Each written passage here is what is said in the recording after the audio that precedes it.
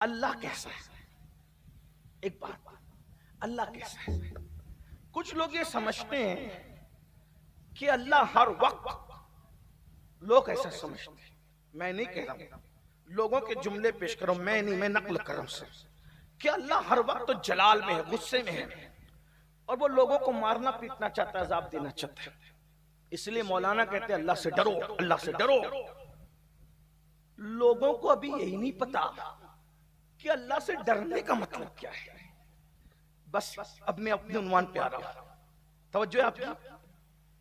کچھ لوگ یہ سمجھ رہے ہیں کہ مسلمانوں کا اللہ وہ ہے جو ہر وقت کوڑا لے کر اور عذاب کا چابک لے کر اپنے بندوں کی پیٹ پر کہ بس اب تجھے ماروں گا، ابھی تو بس لوگوں نے ایسا بنا دیا، تصور بنا دیا۔ ایک بات بتاؤں، جب ہم اللہ کو پہچاننے کی کوشش کرتے اور جاننے کی کوشش کرتے ہیں تو ہم فتح مکہ کے دن آتے ہیں۔ فتح مکہ کے دن اس کا بندہ جو عبدہو ہے، سمجھ میں آئی بات؟ جی عبدہو کوئی نہیں ہے، ایک بات سمجھ آتی ہے؟ عبدہو کوئی نہیں ہے، عبدہو صرف محمد الرسول اللہ، سبحان اللہ۔ سب عبد ہیں، اب پڑھے لکھے لوگ ہیں، سب عبد ہیں، تنہا عبدہو حضور ہیں، تنہا عبدہو حضور ہیں۔ تو آپ کہیں گے یہ عبد اور عبدہو میں کیا فرق ہے؟ مشکل کر رہا ہے یہ مولوی۔ میں مشکل نہیں کر رہا ہوں، چلے ڈاکٹر کی زبان میں سمجھا دوں۔ ایک ہے عبد یعنی سب، میں آپ اولیاء صحابہ سب عبد ہیں، تنہا میرے آقا عبدہو ہے۔ اب سمجھ میں آئی؟ تو عبد اور عبدہو میں فرق کیا ہے؟ تو ڈاکٹر اقبال جیسا مفکر کہتا ہے عبد دیگر، عبدہو چیزیں دیگر، عبد دیگر، عبد دیگر۔ آسان ہے اردو کی بالکل مشابہ فارسی ہے نا، عبد دیگر، عبدہو چیزیں دیگر۔ عبد الگ ہے، سمجھ میں آئی؟ اور عبدہو الگ ہے، بولتے ذرا، عبدہو، عبد الگ ہے اور عبدہو، عبد مطلب بندہ جی اور عبدہو مطلب اس کا بندہ۔ بے شک، بات سمجھ میں آئی؟ بندہ اور اس کا بندہ میں کتنا فرق ہے؟ عبد دیگر، عبدہو چیزیں دیگر، ای سراپا منتظر او منتظر۔ عبد الگ ہے، عبدہو الگ ہے، عبد انتظار کرتا ہے، عبدہو کا انتظار کیا جاتا ہے۔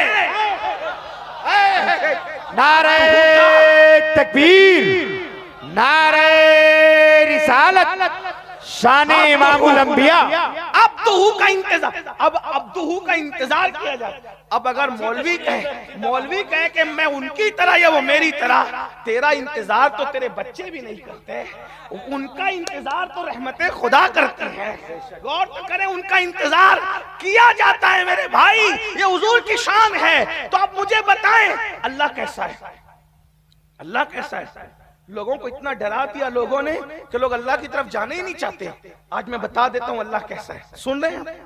بتائیں، دیکھ لیں اپنا اللہ کیسا ہے، اپنا اللہ۔ پہلے بتاؤں، ایک دن حضرت جبریل نے پوچھا، توجہ، ایک دن حضرت جبریل علیہ السلام نے پوچھا اللہ تو اپنے بندوں سے کتنی محبت کرتا ہے؟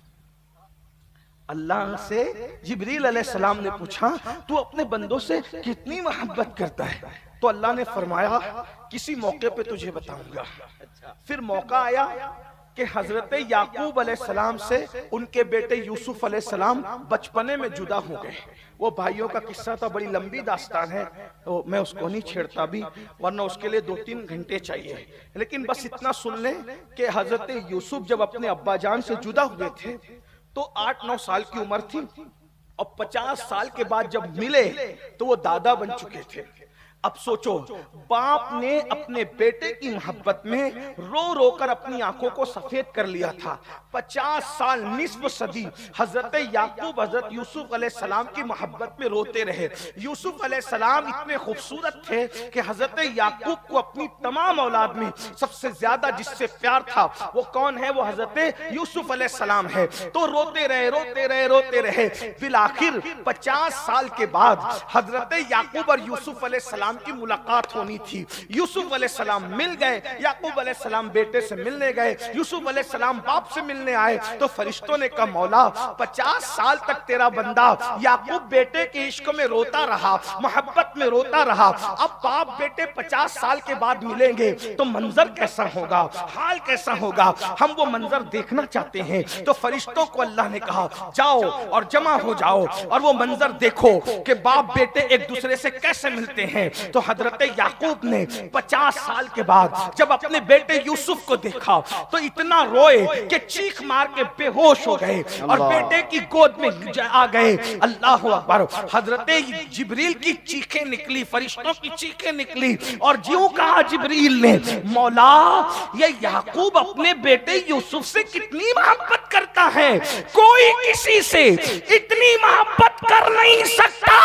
تو جب حضرت جبریل نے یوں کہا تو رحمت خدا نے پکار کے کہا او جبریل, جتنا یعقوب اپنے یوسف سے محبت کرتا ہے اس سے زیادہ اللہ اپنے بندوں سے محبت کرتا ہے. زندہ باد مسلمانوں, اللہ اپنے بندوں سے اتنی محبت کرتا ہے جتنا حضرت یعقوب اپنے بیٹے یوسف سے محبت کرتے اس سے زیادہ اللہ اپنے بندوں سے محبت کرتا ہے. اب بات سمجھ میں آئی. یہ جو دماغ میں بیٹھا ہے کہ اللہ بہت عذاب دینے والا, بہت عذاب, وہ اس کا فلسفہ میں ابھی رکھوں گا, لیکن ایک بات آپ کو سمجھا دوں کہ اللہ کیسا ہے. جب یہ ہمیں سمجھنا ہوا تو ہم فتح مکہ کے دن دیکھتے ہیں کہ فتح مکہ کے دن قطار میں نبی کے مجرم کھڑے ہیں. کسی نے نبی کے چچا کا کلیجہ چبایا ہے, کسی نے نبی اور ان کے ساتھیوں کے کپڑے پھاڑے ہیں, کسی نے پاگل کہا, کسی نے مجنون کہا, کسی نے ساحر اور مسحور کہا. خدا جانے کیسے کیسے گندی گندی گالیاں دی گئی. نبی کی بیٹیوں کو طلاقیں دی گئی. نبی کو 3 سال تک کے شاب ابی طالب میں پورے خاندان کے ساتھ قید کیا گیا. نبی کا سر پھوڑا گیا. رسول اللہ کو زخموں سے چور چور کیا گیا. حضور علیہ السلام کو بھوکا رکھا گیا. حضور کے صحابہ پر اتنا ظلم اٹھایا کہ لوگوں کو وطن چھوڑنا پڑا اور دوسرے جگہ پر جانا پڑا. لیکن ایسے لوگ جو جان کے دشمن تھے, کچھ کلیجہ چبانے والے, کچھ چچا کا قتل کرنے والے, کچھ صحابہ کا قتل کرنے والے, کچھ صحابہ کے جسموں کے ٹکڑے ٹکڑے کرنے والے, نبی کے دندان شہید کرنے والے, نبی کے چہرے کو زخمی کرنے والے, نبی کو کے گھوڑے کو دھکا دے کر کے گڑے میں ڈال دے کر نبی کو زخمی کرنے والے, سب بڑے بڑے دشمن نبی کے سامنے بے بسی کے عالم میں قطار میں کھڑے تھے. ایسے عالم میں رسول اللہ فاتح مکہ بن کر تشریف لائے. اس وقت مکے میں کسی کی حکومت نہیں تھی, صرف آمینہ کا لال حاکم اور فاتح بن کر کے آیا تھا. اس وقت لوگ سوچ رہے تھے ایک اشارے ابرو پر خون کی ندیاں بہ جائے گی, لیکن اللہ کے رسول آئے تو دشمنوں سے پوچھتے ہیں بتاؤ تمہارے ساتھ کیا سلوک کروں. تو دشمن کہتا ہے آپ کریم ابن کریم ہے, آپ سے کرم کے سوا کیا امید ہے. آپ اندازہ کریں, آپ کریم ابن کریم ہے, آپ سے کرم کے سوا کیا امید ہے. اس وقت میرے نبی نے کہا تھا جو میرے بھائی یوسف نے اپنے بھائیوں کو کہا وہی تمہیں کہتا ہوں, لا تثریب علیکم الجام, آج تم پر کوئی پکڑ نہیں ہے. اللہ اکبر, جاؤ تم سب آزاد ہو. مجھے بتاؤ جب عبدہ کی رحمت کا یہ عالم ہے کہ وہ جان کے دشمنوں کو معاف کرتا ہے, جب عبدہ جان کے دشمنوں کو معاف کرتا ہے تو اللہ قیامت میں میری تمہاری جس کے بنے ہوئے کی معافی کا یہ عالم ہے, اس کے بنانے والے کی معافی کا عالم کیا ہوگا. لیکن اب اللہ سے ڈرنا بھی ہے, بس بات سمیٹتے ہوئے اللہ سے ڈرنا بھی ہے. تو اللہ سے ڈرنے کا کیا مطلب؟ ڈرتے تو لوگ سانپ سے بھی ہے, ڈرتے تو لوگ بچھو سے بھی ہے, ڈرتے تو لوگ دشمن سے بھی ہے, ڈرتے تو لوگ حاسد سے بھی ہے, ڈرتے تو لوگ پولیس سے بھی ہے, ڈرتے تو لوگ حکومت سے بھی ہے. تو اللہ سے کیسے ڈرنا؟ بات اللہ سے کیسے ڈرے؟ صحیح. کیونکہ جو کروڑوں ماؤں سے زیادہ پیار کرتا اس سے کیسے ڈرنا؟ جو یعقوب علیہ السلام حضرت یوسف سے جتنا پیار کرتے اس سے زیادہ اللہ بندوں سے پیار کرتا ہے, تو اس سے کیسے ڈرنا؟ تو ڈرنے کا مطلب یہ ہے جیسے کسی سے محبت ہوتی ہے نا تو اس کی ناراضگی سے ڈر لگتا ہے. توجہ ہے آپ کی، بہت نازک بات. جیسے ابا کے سامنے سگریٹ نہیں پیتے، پیر صاحب کے سامنے بیٹھتے بھی نہیں. کیوں؟ مار ڈالیں گے، گولی چلائیں گے، کیا کریں گے؟ بیٹھنا کوئی جرم ہے؟ کا جرم نہیں ہے. اس سے عشق اتنا ہے کہ اس کے سامنے بیٹھنے سے بھی ڈر لگتا ہے کہیں یار ناراض نہ ہو جائے. ابا کے سامنے سگریٹ اس لیے نہیں پیتا کہ ابا ناراض نہ ہو جائے. امی کے سامنے کہا مار کے ہنستا نہیں کہ امی ناراض نہ ہو جائیں. اب سمجھ میں اللہ سے کیسے ڈریں؟ احترام میں جب تصور یہ آتا ہے کہ ناراض نہ ہو جائیں تو کوئی اس کی ناپسند کا کام مت کرو، تو اس کو کہتے ہیں ڈرنا کہ ناراض نہ ہو جائے. اب بات سمجھ میں آئی؟ اللہ سے ایسے ڈرو کہ محبت میں یہ تصور آ جائے کہ میرا رب مجھ سے ناراض نہ ہو جائے. کیونکہ کروڑوں عذاب میرے لیے اتنا مشکل نہیں ہے جتنا اللہ کی ناراضگی میرے لیے مشکل ہے. ہر درد سہ سکتا ہوں مگر یار کی ناراضگی نہیں. آپ جب جانتے ہیں جب نبی پر طائف میں پتھر برسے نا، پتھر برسے اور حضور لہو لہان ہو گئے، خون سے نالین بھر گئی، تو حضور نے عرض کی مولا تو نے مجھے کن کے حوالے کر دیا؟ کہیں تو مجھ سے ناراض تو نہیں ہے؟ اس کے بعد جواب ہے محبوب ہم تم سے کبھی ناراض نہیں. تو پھر عرض کرتے ہیں اگر تم مجھ سے راضی ہے تو مجھے ہر ستم سہنا گوارا ہے. یار راضی ہے مطلب ہر ظلم سہنا گوارا، ہر ستم سہنا گوارا. اب میرے بھائیوں، جس کو جس سے پیار ہوتا ہے، جس کو جس سے محبت ہوتی ہے، جس کو جس سے الفت ہوتی ہے، وہ اس سے ڈرتا ہے کہ ناراض نہ ہو جائے. کیوں؟ جب اللہ ناراض ہوتا ہے اور جس سے ناراض ہوتا ہے پھر اللہ اس کو عذاب دیتا ہے، بہت دردناک عذاب. جب ناراض ہوتا ہے تو عذاب دیتا ہے، اور جب پیار کرتا ہے نسلوں کو آباد کرتا ہے. وہ خود فرماتا ہے، اللہ خود فرماتا ہے. توجہ، مشکات شریف کی حدیث کا مفہوم ہے. اللہ فرماتا ہے جب میں تم سے خوش ہوتا ہوں تو میں تمہیں نوازتا ہوں، تمہیں رحمت دیتا ہوں، تمہیں برکت دیتا ہوں، تمہیں خوب نوازتا ہوں، تم سے پیار کرتا ہوں. اور جب تم مجھے ناراض کر دیتے ہو تو پھر میں تم سے ناراض ہوتا ہوں، پھر میں تم پہ لعنت کرتا ہوں، پھر میں تم پر مصیبتیں ڈالتا ہوں. پھر فرمایا میں تم پر بیماریاں مسلط کرتا ہوں. پھر فرمایا اللہ اکبر میں تم پر ظالم حکمراں مسلط کر. مشکات شریف کی حدیث کا مفہوم پیش کر رہا ہوں. میں تم پر ناراض ہوتا ہوں تو ظالم حکمراں مسلط کرتا ہوں، بیماریاں مسلط کرتا ہوں، تکلیفیں مسلط کرتا ہوں، بلائیں مسلط کرتا ہوں. ناراض ہو کر، وہ بھی کیوں؟ محبت کی وجہ سے کہ جب تم پر مصیبت آئے گی تو تم پلٹ کر میری ہی طرف آؤ گے نا. اس لیے وہ بھی پیار کی ایک کڑی ہے، وہ بھی محبت کا حصہ ہے. کیونکہ جب تم بیمار پڑو گے، یاد رکھنا، یہ بھی یاد رکھنا، صحت میں آدمی خدا کو ویسے نہیں پکارتا جیسے بیماری میں دل سے پکارتا ہے. غموں خوشیوں میں دعا کا وہ مزہ نہیں آتا جو غموں میں دعا کا مزہ آتا ہے.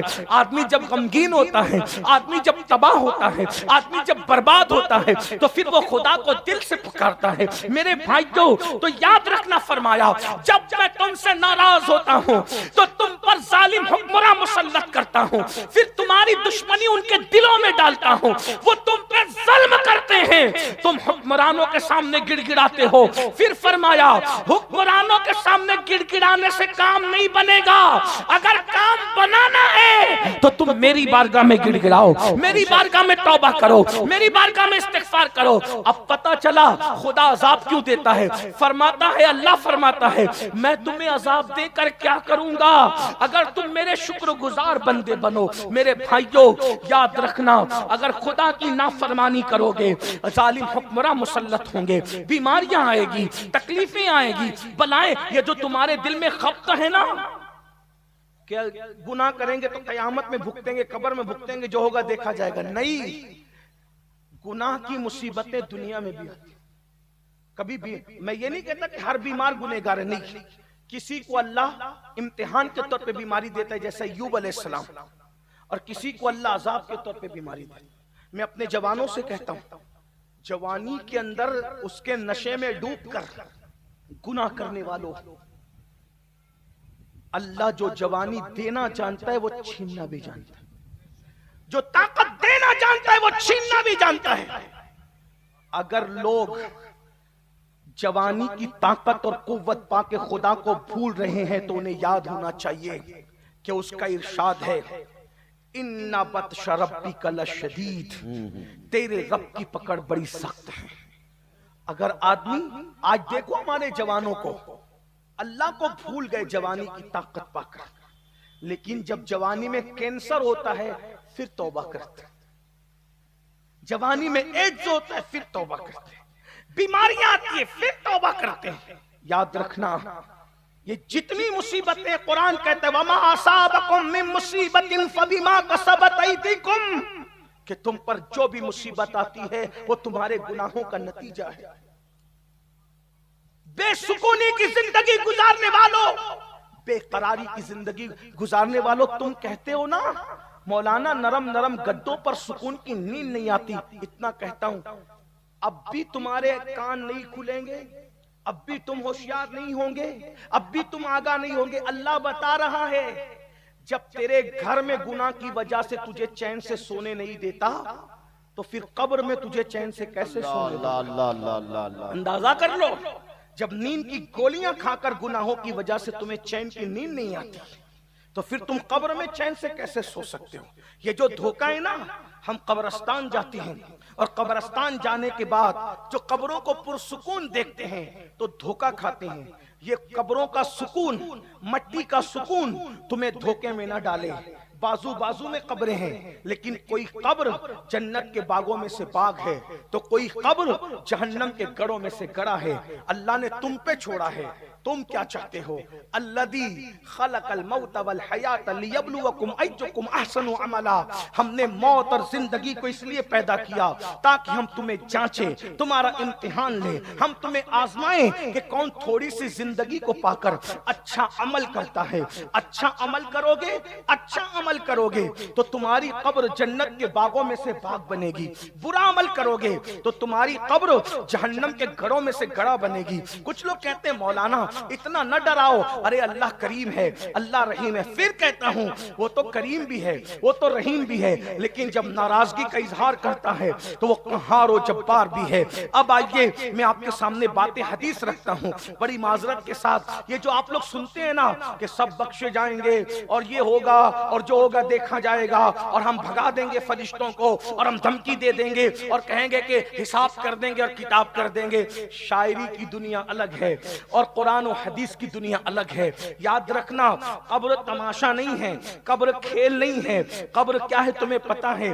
اللہ اکبر، قبر کیا ہے تمہیں پتا ہے؟ شاعروں نے بعض سب کی بات نہیں کرتا یا بعض بے خوف بے عمل مقرروں نے تمہیں اتنا نڈھر کر دیا ہے کہ جب رسول اللہ آئیں گے تو ہم قبروں پہ گر جائیں گے، ہم قدموں پہ گر جائیں گے اور پکڑ لیں گے تو چھوڑیں گے نہیں، اور پھر یہ ہوگا اور پھر وہ ہوگا اور تم مچلتے ہو کودتے ہو، ایسا ہوگا ویسا ہوگا۔ ایک بات میں تمہیں بتاؤں، قبر میں جب حضور آئیں گے یقیناً آئیں گے، لیکن آپ کو بتاؤں میں کیا آپ سامنا کر سکو گے حضور کا؟ میں سامنا کر سکوں گا حضور؟ تھوڑا غور کیجئے، قبر کا منظر رکھتا ہوں۔ قاری مستقیم صاحب مرحوم و مغفور کے اصال ثواب کے لیے ان کے بیٹے مقیم انصاری اور ان کے احباب نے محفل رکھی ہے، تو مجھے عنوان انہوں نے دیا قبر کے احوال پر، تو میں پہلی منزل جو قبر کی ہے پہلے وہ آپ کے سامنے رکھتا ہوں۔ یعنی قبر میں حضور آتے ہیں۔ اب آپ حضور آتے ہیں اس کا تصور کر لیں، تھوڑی دیر تصور کر لیں، ذرا غور کر لیں۔ بس کوئی خطابت نہیں، کوئی تقریر نہیں، کوئی واعظ و نصیحت نہیں، یہ صرف اپنے دل کا درد ہے۔ ہوشیار ہونا، غور کرنا، توجہ کرنا۔ میرے بھائی میں اپنی بات بھی کر رہا ہوں، میں کوئی بات نہیں کرتا کہ میں کیا سوچتا ہوں، تنہائی میں یہ سوچ کے میں کیا کرتا ہوں، میں اس پہ کوئی بات نہیں کرتا۔ اللہ کی مخلوق میں مجھ سے گرا پڑا کوئی نہیں، مجھ سے بڑا گنہگار کوئی نہیں۔ میں سمجھتا ہوں اگر میں بخشا گیا تو سب بخشے جائیں گے۔ اللہ جب حساب لے گا، فرشتے جب حساب پوچھیں گے، لیکن حضور قبر میں آئیں گے، یہ ہمارا یقین ہے۔ اور اس یقین پر ہم نعرے لگاتے ہیں، نعرے لگانا بھی چاہیے، مجھے کوئی اعتراض نہیں۔ ہم کود رہے ہیں، ہم کو رقص کر رہے ہیں، ورش کر رہے ہیں، حضور آئیں گے قبر میں تو میں قدموں پہ گر جاؤں گا، پکڑ لوں گا، فرشتے کہیں گے ہٹو تو فرشتوں کہوں گا ہٹ جاؤ، نہیں چھوڑتا، وغیرہ وغیرہ آپ جو بھی کہتے ہیں۔ دیکھیے وہ جو کر سکتے ہیں وہ الگ کوالٹی کے لوگ ہیں، غوث پاک غریب نواز جیسے لوگ ہیں، لیکن میں اور آپ کیا واقعی ایسا کر سکیں گے؟ اب تھوڑا میں آپ کی عدالت میں، دلوں کے ضمیروں کی عدالت میں ایک مقدمہ رکھتا ہوں، چیک کرو اپنے آپ کو۔ آپ مجھے بتائیں، ہمارے ابا نے، ہمارے ابا نے ہمیں زنا کرتے دیکھا، ہمارے ابا نے ہمیں چوری کرتے دیکھا، ہمارے ابا نے ہمیں لڑکیوں کے ساتھ پاپ کرتے دیکھا، ہمارے ابا نے ہمیں سود کھاتے دیکھا، ہمارے ابا نے ہمیں جرائم کرتے دیکھا، اور پھر برسوں کے بعد ابا سے ملاقات ہے۔ مجھے پتا ہے کہ ابا نے زنا کرتے بھی دیکھا ہے، ابا نے چوری کرتے بھی دیکھا ہے، ابا نے پاپ کرتے بھی دیکھا ہے، ہر گناہ کرتے میرے باپ نے مجھے دیکھا ہے، اور برسوں سے باپ سے ملاقات نہیں ہوئی، اور اب ہے کہ ابا سے ملاقات ہوگی۔ تو بولو اس وقت ایک وفادار بیٹے کے کلیجے کے اندر سے کیسے ہوک اٹھے گی؟ ملاقات سے زیادہ خوشی ڈر اور خوف کی ہوگی۔ ابا کہیں چہرہ تو نہیں پھر لیں گے کہ تو اتنا بڑا مجرم ہے، تو اتنا بڑا پاپی ہے، ارے میں نے اس دن کے لیے تجھے جنم دیا تھا، تو نے میرا نام مٹی میں ملایا، تو نے میرا سر نیچے کیا، تو نے پاپ کر کے مجھے بدنام کیا۔ بولو یہ خیال آئے گا کہ نہیں وفاد؟ بے غیرت بیٹے کو کچھ نہیں، بے ادب بیٹے کو کچھ نہیں، لیکن با ادب اور با غیرت بیٹا تو سوچے گا میں کیسے سامنا کروں، کیسے ملاقات کروں۔ اب بلا بلا تمثیل جب حضور قبر میں آئیں گے، حضور نے زنا کرتے نہیں دیکھا، حضور نے جوا کھیلتے نہیں دیکھا، حضور نے پاپ کرتے نہیں دیکھا، ہم اس نبی کا کلمہ نہیں پڑھتے میرے بھائی جو مر کے مٹی میں مل گیا، ہم تو اس نبی کا کلمہ پڑھتے ہیں جو ہماری جان سے زیادہ قریب ہے۔ النبی اولا بالمومنین من انفسہم، نبی مومنوں کی جان سے زیادہ قریب ہے۔ اب بتاؤ ہم نے جو کیا نبی نے دیکھا کہ نہیں دیکھا؟ نبی کو پتا ہے کہ نہیں پتا؟ حضور کو ساری چیزوں کی خبر ہے۔ اللہ اکبر، جو زمین پہ بیٹھ کر لامکان کی خبر دیتا ہو، کیا وہ ہمارے اعمال کی خبر نہیں رکھتا؟ جس کی نگاہ سے خدا کی ذات نہ چھپی، اس کی نگاہ سے ہمارے اعمال چھپیں گے۔ سفید کپڑے پہن کر، راتوں کو عیاشیاں کر کے، دن کے مخجر قوم و ملت بننے والوں، راتوں میں پاپ کر کے صبح کو عزت دار بننے والوں، رات نرم نرم گدوں پہ لیٹ کر زنا کی گندی فلمیں دیکھ کر، اس کے بعد اچھے کپڑے پہن کر اپنے سو کار تقوی پر اترانے والوں، میں آپ کو دھوکہ دے سکتا ہوں، میں بہت اچھا ہوں، آپ مجھے دھوکہ دے سکتے ہیں، آپ بہت اچھے ہیں، اپنے نبی کو بھی دھوکہ دے لوگے، اپنے رسول کو بھی دھوکہ دے لوگے، اور وہ بھی ایسی غیور ہستی۔ کتنے غیرت مند ہیں نبی، نبی کتنے غیرت مند ہیں۔ اللہ اکبر، رحمت سب کے لیے ہے، رحمت سب کے لیے ہے، غیرت صرف اپنوں کے لیے۔ توجہ، اگر تم نبی کے ہو، رحمت تو وہ کافروں کے لیے ہے، رحمت تو منافقوں کے لیے ہے، رحمت تو درخت، شجر، حجر اور جانوروں کے لیے بھی ہے، مگر غیرت نبی کی صرف اپنوں کے لیے۔ کیسی غیرت، کیسی غیرت؟ ایک صحابی نے، توجہ، صحابی اہل سنت کے عقیدے میں صحابی اس کو کہتے ہیں جس نے ایمان کی حالت میں نبی کو دیکھا اور ایمان پر ہی دنیا سے چلا گیا۔ صحابی کے بارے میں ہمارا عقیدہ ایسے ہے جیسے جنت کا ہونا یقینی ہے، ویسے صحابہ کا جنتی ہونا یقینی ہے، کیونکہ جس زبان نے جنت کا پتہ دیا ہے اسی زبان نے صحابہ کے جنتی ہونے کا پتہ دیا ہے۔ بلکہ بڑا جملہ کہہ دوں، صحابہ کو جنت کی ضرورت نہیں ہے، جنت کو میرے نبی کے صحابہ کی ضرورت۔ واہ، بے شک بے شک۔ کیوں؟ جو 14ویں صدی کا عاشق ہے وہ کہتا ہے سیر گلشن کون دیکھے، دشت طیبہ چھوڑ کر سوئے جنت کون جائے، در تمہارا چھوڑ کر۔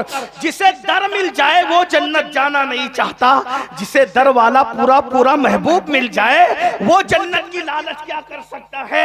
اب بات سمجھ میں آئی، لیکن اب سننا میرے بھائیوں، دل کے کانوں سے سننا، قبر میں ہمارا کیا حشر ہوگا، کیا حال ہوگا۔ اللہ کرے، اللہ خیر کرے، اللہ خیر کرے، اللہ خیر کرے۔ میرے بھائی سن لو، اگر اپنی آخرت کے معاملے میں سنجیدہ ہو، اگر واقعی جنت میں جانا چاہتے ہو، اگر واقعی نجات چاہتے ہو، اپنے مذہب پہ یقین رکھتے ہو، تو خدا کے لیے ہاتھ جوڑ کے کہتا ہوں تصور کر لو، ایک صحابی انہوں نے مسجد سے اونچا گھر بنا لیا، صرف مسجد سے اونچا۔ علماء سے پوچھو مسجد سے اونچا گھر بنانا نہ ناجائز ہے، نہ حرام ہے، نہ کفر ہے، نہ شرک ہے، کوئی گناہ، لیکن حضور کی شان ہے، رحمت سب کے لیے، غیرت اپنوں کے لیے۔ انہوں نے اونچا گھر بنایا. آقا نے پوچھا یہ گھر کس کا ہے؟ کہا حضور فلاں کا. صحابی تھے جنتی. اچھا. جب وہ آئے سلام کیا, حضور نے سلام کا جواب نہیں دیا. توجہ کیجیے, مسجد سے اونچا گھر بنانا نماز چھوڑنے کی طرح گناہ نہیں, زنا کرنے کی طرح گناہ نہیں, تاش کے پتے کھیلنے کی طرح گناہ نہیں, لڑکی چھیڑنے کی طرح اس سے ناجائز حرام کام کرنے کی طرح گناہ نہیں. ہنسنے کی بات نہیں, یہ دل کا درد ہے, دل کا درد ہے. صحابی کا گھر مسجد سے اونچا ہو گیا, رسول اللہ سلام کا جواب نہیں دے رہے, منہ پھیر. وہ ادھر سے آئے, پھر منہ ادھر سے آئے. صحابہ سے پوچھا جانے کائنات مجھ سے ناراض کیوں ہے؟ کہ تو نے یہ اونچا جو مکان بنایا نا اس لیے ناراض ہے. وہ گئے شام سے پہلے پورا گھر توڑ دیا, جس سے یار ناراض ہے وہ گھر مجھے نہیں چاہیے. آپ مجھے بتائیں, ایک دوسرے صحابی توجہ سونے کی انگوٹھی پہن کے آئے, سلام کا جواب دیا, حضور نے منہ پھیر چہرہ پھیر لیا. غور کرنا, بہت خاص بات کی طرف آپ کو لا رہا ہوں, دھیان دینا. اچھلتے کود رہے ہو, زنا کر کے, شراب پی کے, بہنوں کا حق دبا کے, بھائیوں کا حق دبا کے, پڑوسیوں کو ستا کے, ماں باپ کو دکھ دے کے, اللہ کو ناراض کر کے, حضور کا ایک ایک دن میں 50 مرتبہ دل دکھا کے, چہروں سے داڑیاں مڈا کے, گٹروں میں پھکوا کے, مسجدوں کو ویران کر کے, گانے غزلیں سن کر, فلمیں پکچر دیکھ کر, گندی پکچریں دیکھ کر, ارے وہ کیا جرم ہے جو ہم نہیں کرتے. اقبال نے ایک صدی پہلے کہا تھا, یہ مسلمان ہے جسے دیکھ کے شرمائے یہود, جسے دیکھ کے یہودی شرم. اس نے صحیح کہا تھا, بڑا مفکر تھا. جو اسرائیل کو منہ بھر بھر کے گالیاں دیتے ہو نا, اس اسرائیل میں انٹرنیٹ پہ یہ سب نہیں دیکھا جاتا جو تم دیکھتے ہیں. غیرت ہے تمہارے اندر, یہ عقیدہ کہ قبر میں حضور آئیں گے, اور اس کے بعد اسرائیل میں گندی پکچریں دیکھنے پر انٹرنیٹ کی اس آزادی پہ پابندی ہے. جا کے تحقیق کر لو. ایک سروے رپورٹ آئی نا, ایک سروے رپورٹ کہ پوری دنیا میں سب سے زیادہ گندی پکچر کہاں دیکھی جاتی ہے, تو 75 سال پہلے کلمے کے نام پہ جو ملک بنا نا, مسلمانوں کا ملک, اس ملک کا نام سر فہرست آیا. یہ حال ہے تمہارا میرے بھائی. کہتے ہو ہم برباد ہو رہے ہیں. برباد حکمرانوں کی وجہ سے ہو نہ ہو ایک الگ میٹر ہے, ہمارے کرتوت ہمیں برباد کر رہے ہیں, بے شک ہمارے اعمال میں برباد کر حق ہے, حق ہے. ظالم حکمراں بھی ہمارے برے اعمال کا نتیجہ ہے. آپ کیا سمجھتے ہو؟ آپ سمجھتے کیا ہو؟ سنو میرے عزیز, میرے بھائی, اللہ کے لیے سنور جاؤ, اللہ کے لیے سدھر جاؤ, اللہ کی طرف آ جاؤ. بہت محبت کرتا اپنے بندوں سے. تو پتہ ہے میرے بھائی کیا ہوا؟ حضور نے چہرہ پھیر لیا اور فرمایا تو جہنمیوں کا زیور پہن کے آتا ہے میرے پاس, اور ان کے ہاتھ سے انگوٹھی لی اور پھینک دیا. پھر حضور اٹھ کے چلے گئے. تو لوگوں نے کہا سونا مردوں پہ حرام ہے, عورتوں کے لیے تو حلال ہے نا, تو جاؤ تم اٹھا کے پہن لو. وہ صحابی تھے, انہوں نے کہا واللہ بالکل جائز ہے, عورتوں کے لیے مردوں کے لیے حرام ہے, لیکن جس کو میرے محبوب نے پھینکا ہو میں اس کو کبھی نہیں اٹھا سکتا. ایک اور بات سن لو, پھر بات ختم ہونے کو آتی ہے. ام المومنین سیدہ عائشہ صدیقہ نے رسول اللہ کی آمد پر اپنے گھر کی دیواروں پہ پردے لٹکائے, تو حضور نے دروازے پہ کھڑے ہو کے کہا میں اندر نہیں آؤں گا, میں جاتا ہوں. کیا تیری دیواریں بیمار ہو گئی ہے؟ بخار آیا ان کو جو تو نے کپڑے پہنا دیے؟ ہمارے یہاں دیواروں پہ پردے نہیں لگاتے, دیواروں کو کپڑے نہیں پہناتے. یہ اجنبیوں یہ اجمیوں کا طریقہ ہے. ہمارے یہاں کھڑکی اور دروازے پہ پردے لگتے تاکہ بے پردگی نہ ہو, دیواروں کو ہم کپڑے نہیں پہناتے. اور حضور نے چہرہ پھیر لیا. جب تک وہ دیوار سے پردے نہیں ہٹے حضور گھر میں تشریف نہیں لائے. اب آپ سے پوچھتا ہوں, امی عائشہ سے چہرہ پھیر سکتے ہیں, صحابی سے چہرہ پھیر سکتے ہیں, بتاؤ دیوار پہ پردے لگانا کون سا بہت بڑا جرم ہے؟ جو ہے وہ گھر بنانا اونچا مسجد سے کون سا بہت بڑا جرم ہے؟ ایسی چھوٹی چھوٹی بھول پر جب رسول اللہ چہرہ پھیر کر واپس ہو جاتے ہیں۔ اب میرے بھائی تصور کرو، قبر میں حضور تشریف لائیں، مقرر نے ساتھ چھوڑا، پیر نے ساتھ چھوڑا، بھائی نے ساتھ چھوڑا، بہنوں نے ساتھ چھوڑا، ماں باپ نے ساتھ چھوڑا، سب نے ساتھ چھوڑا، مال نے ساتھ چھوڑا، بیٹوں نے ساتھ چھوڑا، اولاد نے ساتھ چھوڑا، سائے نے ساتھ چھوڑا، سب نے ساتھ چھوڑا، ایک ہی تو سہارا تھا، نبی کا سہارا۔ حضور قبر میں آئے۔ اب ذرا سوچو، جو امی عائشہ کے دیوار پہ پردہ لگانے پر غیرت کی وجہ سے منہ پھیر کر واپس ہو جاتے ہیں، صحابی کے گھر بڑا بنانے پر منہ پھیر کے واپس ہو جاتے ہیں، زنا کرنے والوں، نشہ کرنے والوں، داڑیاں منڈا کر گٹروں میں پھینکنے والوں، گندی فلمیں دیکھنے والوں، گندی پکچریں دیکھنے والوں، سود کھانے والوں، جب تمہاری قبر میں حضور آئیں گے، اب جب حضور آئیں گے اور دیکھیں گے داڑھی منڈاتا تھا، اگر چہرہ پھیر لیا، نماز نہیں پڑھتا تھا، اگر چہرہ پھیر لیا، سود کھاتا تھا، اگر چہرہ پھیر لیا، جوا کھیلتا تھا، اگر چہرہ پھیر لیا، غیبتیں کرتا تھا، اگر چہرہ پھیر لیا، اور چہرہ پھیر کر ایک مرتبہ ناراض ہو کر ہماری قبر سے واپس چلے گئے، انا للہ و انا الیہ راجعون۔ اللہ کسی دشمن کو بھی وہ دن نہ دکھائے کہ حضور اس کی قبر سے چہرہ پھیر کر واپس چلے جائیں۔ اب مجھے بتاؤ، اب مجھے، جب سب نے چھوڑا تھا تو نبی نے کام آنا تھا، اب نبی بھی ناراض ہو کر چلے گئے، کس کو پکارو؟ کون آئے گا؟ کون مدد کرے گا؟ کون امداد کرے گا؟ میرے امام کہتے ہیں سب نے صف محشر میں للکار دیا ہم کو، اے بے کسوں کے آقا اب تیری دہائی۔ واہ، بے شک۔ حضور کے سوا کون پرسان حال ہے؟ ہم نے تو حضور کو بھی راضی کرنے کی کوشش کی، سب کے ساتھ وفا کرنے والوں کبھی حضور سے بھی وفا کی، سب کی خوشی کا خیال کرنے والوں کبھی حضور کو بھی خوش کرنے کی کوشش کی۔ اللہ ارشاد فرماتا ہے واللہ ورسولہ احق ان یرضوا، اللہ اور اس کے رسول زیادہ حقدار ہیں کہ انہیں راضی کیا جائے۔ میرے بھائیوں، تم اور میں کیا، بڑے بڑے بزرگان دین، بڑے بڑے اولیاء کاملین لرزتے تھے کہ قبر میں حضور کا سامنا ہوگا، تو میں کیا حضور کا سامنا کر سکوں گا؟ حضور کے سامنے آ سکوں گا؟